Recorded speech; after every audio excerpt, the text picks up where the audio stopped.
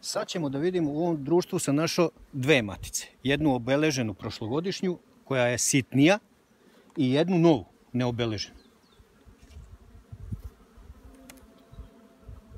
Na ovom ramu je bila, evo je. Evo je ovdje zelena, vidi se. To je ta sitnija prošlogodišnja. Vidim da ima zalege jednodnevni jaja. Evo ovaj ram ćemo da izdvojimo ovamo.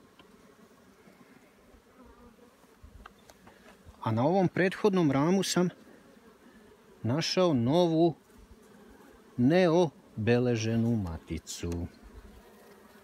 Samo da je pronađemo. Ako se nije premestilo na neki drugi ram. Pošto je brza, nije. Čekaj da okrenemo ram. Evo je. Evo je ovdje. Evo je. Vidi se lepo. Evo. Evo je.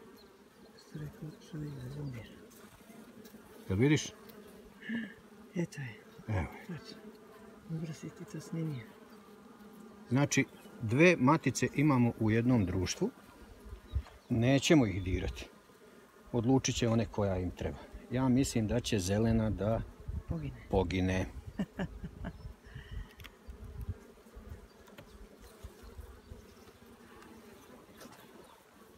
Ovdje je med i polen, znači to je to. Eto.